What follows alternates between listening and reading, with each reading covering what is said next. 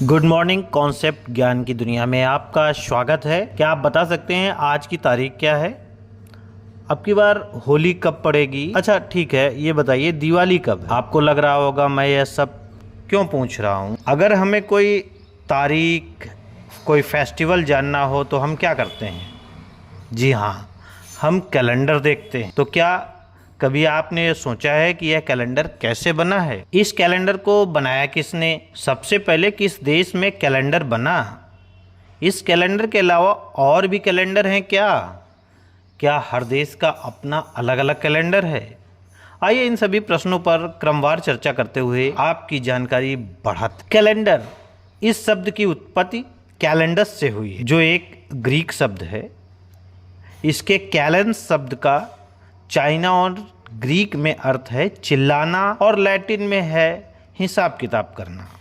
तो कैलेंडर का अर्थ है समय, दिन, तारीख आदि का हिसाब किताब करना। वैसे तो कैलेंडर अलग अलग देखने को मिलते हैं, लेकिन मुख्यतः कैलेंडर 3 प्रकार के होते हैं: सोलर कैलेंडर, ल्यूनर कैलेंडर और ल्यूनी सोलर कैलेंडर। पहले लोग मंथ्स और सीजन को फसलों के अनुसार जानते थे, तब कैलेंडर नहीं हुआ करता था।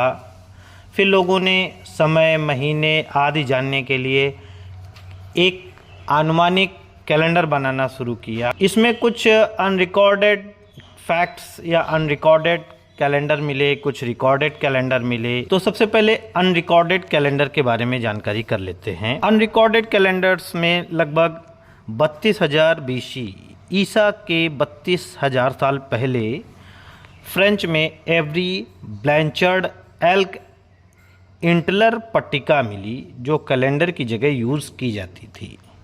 इसी प्रकार कांगो के ईशांगो में 25,000 ईसा पूर्व से 20,000 ईसा पूर्व की उत्कीर्णित हड्डियां मिलीं, जिनका प्रयोग कैलेंडर के रूप में किया जाता होगा। वेस्ट अफ्रीका के थोरुबा लोगों के पास कोजोंडा के रूप में 8,042 ईसा पूर्व का, अर्थात आज के 10,067 साल पहले का योरूबा कैलेंडर है। 12 गड्ढों और एक चाप की मेसोलिथिक व्यवस्था। अच्छा, मेसोलिथिक व्यवस्था या मेसोलिथिक पीरियड वो पीरियड है जिसको पूरा पाषाण काल के नाम से जानते हैं। उस समय का ये कैलेंडर मिला। स्कॉटलैंड के एबरडीनशायर के वॉरेन फील्ड में मिली, जो 8,000 BC में शिकारी संग्राहक मानव समाज द्वारा चंद्र, महीनों और ऋतुओं को ट्रैक करने के लिए कैलेंडर की तरह यूज किया करते थे। ऐसे ही अन्य उदाहरण और भी हैं, जैसे ऑस्ट्रेलिया का वुडी युआंग पत्थर 11,000 साल पुराना है, जिसका प्रयोग भी कैलेंडर के रूप में ही किया जाता था। बुल्गारिया का स्टैलिनो फर्नेस मॉडल और स्कैटिश कैलेंडर, इन सबसे महीनों का पता लगाया जाता था या ऋतुओं का पता लगाया। अब रिकॉर्डेड कैलेंडर की बात करते हैं। तो सबसे पहले मेसोपोटामिया में शुमेरियन सभ्यता का शुमेरियन कैलेंडर, जो 2100 ईसा पूर्व का है, जिसे बाद में अर्शीनिया और बेबीलोन ने भी कुछ सुधार के साथ अपनाया। यह एक चंद्र कैलेंडर था जिसमें 354 दिन हुआ करते थे। इसमें 12 महीने होते थे और हर महीना 29 या 30 दिन का होता था। यह एकमात्र ऐसा कैलेंडर था जिसमें सप्ताह नहीं था, यानी बिना सप्ताह का कैलेंडर था। और महीनों के नाम शर्टेन नहीं थे। महीनों के नामों को संख्या के रूप में पहला महीना, दूसरा महीना, तीसरा महीना के रूप में जाना जाता था। इसके महीनों के दिनों की संख्या चंद्रमा का 29.5 दिनों का एक चक्रण पर आधारित था। जैसे कि चंद्रमा है, वो पृथ्वी का चक्र जो परिक्रमा करता है वो 29.5 दिन में, यानी 29.5 दिन में लगाता है। तो इसी के आधार पर कोई महीना 29 दिन का होता था तो कोई महीना 30 दिन का होता। उसके बाद आता है मिस्र का कैलेंडर, इजिप्टियन कैलेंडर। प्राचीन मिस्र का कैलेंडर एक सोलर कैलेंडर था। ये सौर कैलेंडर था। और जो मेसोपोटामिया का था वो चंद्र कैलेंडर। इस कैलेंडर में 365 दिन थे। यह 120 दिनों की 3 ऋतुओं में बटा था और 30 दिनों के 4 महीनों में, यानी 120 दिनों में बटा था। यह कैलेंडर सूर्य के बाद पृथ्वी के सबसे निकट तारा साइरस पर आधारित था। यानी यह सौर कैलेंडर जरूर था, पर इसकी गणना जो थी वो साइरस तारा पर आधारित थी।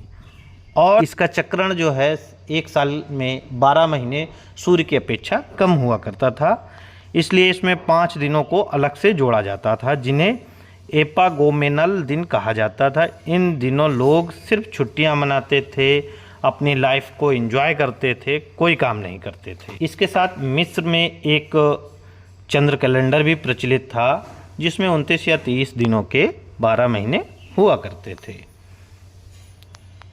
उसके बाद मिस्र कैलेंडर को देख के एक रोम के राजा ने रोमन कैलेंडर बनाया, जो 753 बीसी में रोम शहर के प्रथम सम्राट रोमुलस द्वारा 304 दिनों का एक कैलेंडर तैयार किया गया और इसमें 10 महीने हुआ करते थे। 30 दिनों के 6 महीने होते थे और 31 दिनों के इसमें 4 महीने होते थे।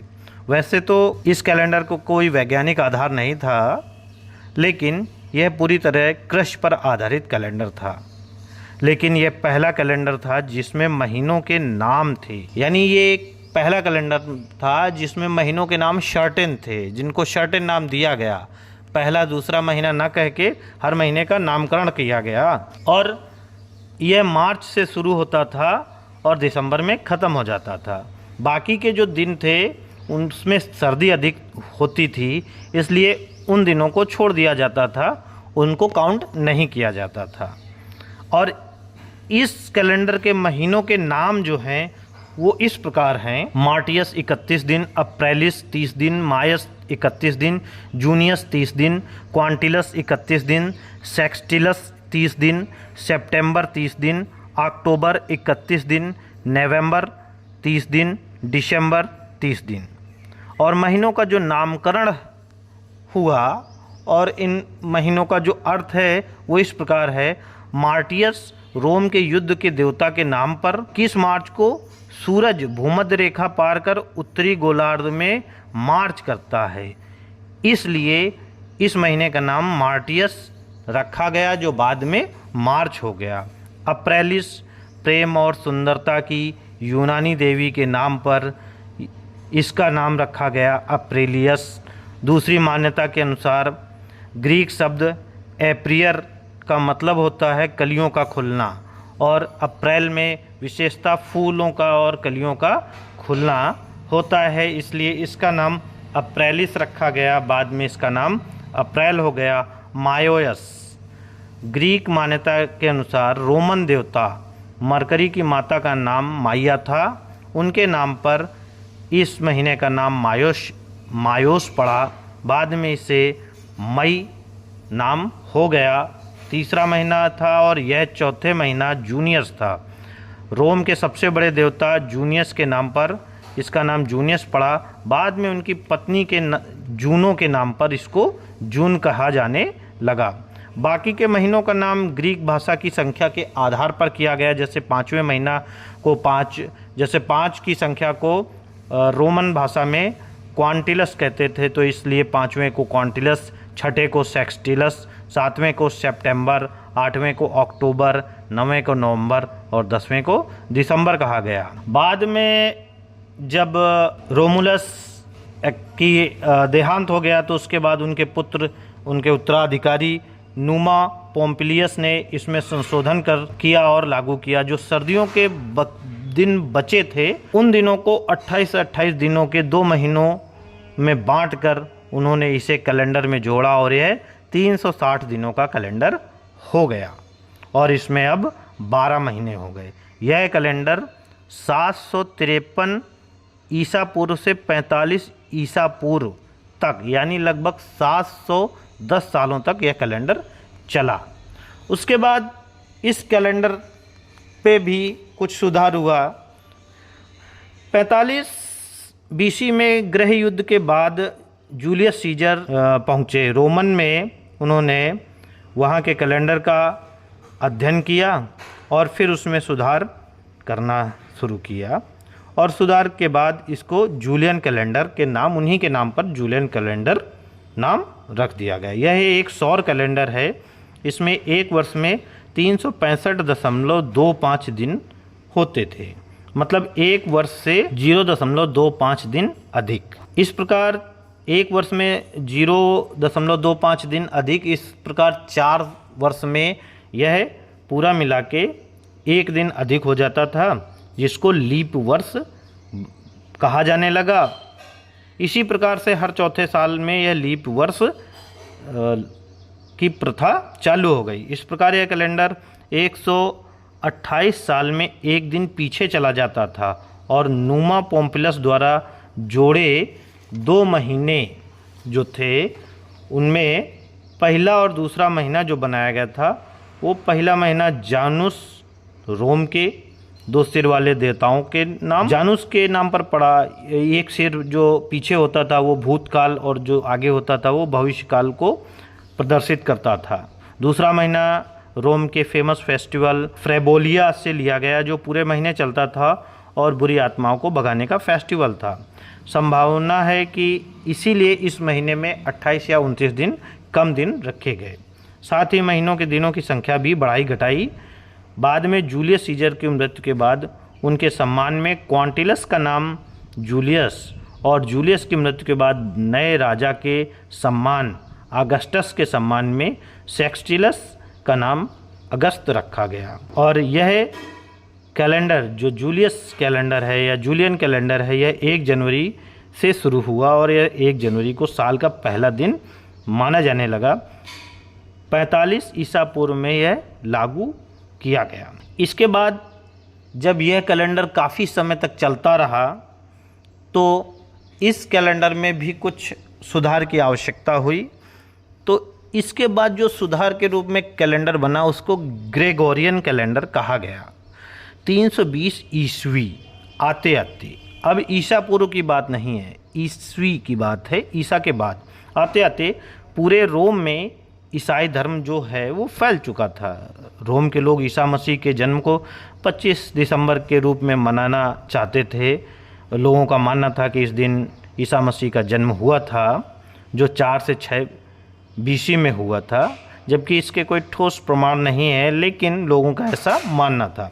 तो पोप ग्रेगरी 13वें पोप जो थे, पोप ग्रेगरी उनका नाम था, ने जूलियन कैलेंडर में कमी देखी, क्योंकि इस समय तक विश्व के वैज्ञानिकों ने और भारत के वैज्ञानिकों ने भी यह जान लिया था कि पृथ्वी सूर्य की परिक्रमा 365.2425 दिनों में, अर्थात 365 दिनों में 5 घंटों में और 48 मिनट 46 सेकेंड में करती है, जो कि एक सटीक गणना थी। ग्रेगरी ने 1582 में जब इसे लागू किया, साल के जो कैलेंडर थे वो 10 दिन आगे चले गए थे। तभी 1582 में अक्टूबर में जब यह लागू किया गया तो 4 तारीख के बाद सीधा 10 दिन और ऐड करके, या कहें कैलेंडर की संख्या में दिनों की संख्या कम कर दी गई, तो 4 तारीख के बाद सीधा 15 तारीख आई। उस 10 दिनों को छोड़ दिया गया।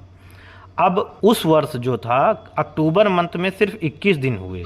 हालांकि इसे लागू करने का हर कंट्री का अपना अलग अलग समय है, तो जहाँ जहाँ जो समय है जब उसने लागू किया उसी साल उस महीने में 10 दिन कम वहाँ के कैलेंडर में पाए गए। जैसे इटली, फ्रांस, स्पेन, पुर्तगाल ने 1582 में लागू किया, स्विट्जरलैंड, हॉलैंड ने 1583 में लागू किया, पोलैंड ने 1586 में लागू किया, हंगरी ने 1587 में लागू किया, ब्रिटेन ने 1752 में लागू किया, और चूंकि ब्रिटेन का शासन उस समय इंडिया में था तो इंडिया में भी 1752 में ब्रिटिश सरकार के द्वारा लागू किया गया। जापान में 1873 में लागू किया गया, चाइना ने 1912 में लागू किया, रशिया ने 1917 में लागू किया, रोमानिया ने 1919 में लागू किया, और भारत स्वतंत्र होने के बाद ऑफिशियली 1957 में उसने इसे संविधान के साथ में लागू किया। इसी प्रकार जिस प्रकार के इस कैलेंडर में जो अब ग्रेगोरियन कैलेंडर है वही पूरे विश्व में लागू है। इसके साथ लोग अपना कैलेंडर भी चलाते हैं। जैसे भारत में बात करें तो यहाँ पे अभी भी शक संवत और विक्रम संवत चलता है।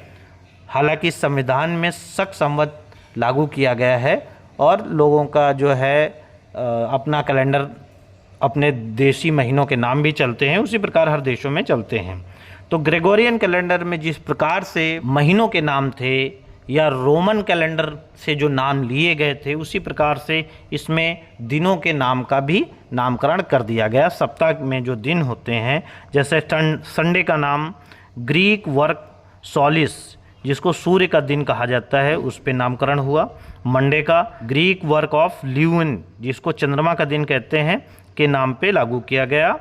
और ट्यूसडे का दिन the viking god of law, Tiw के नाम पर इसको लागू किया गया।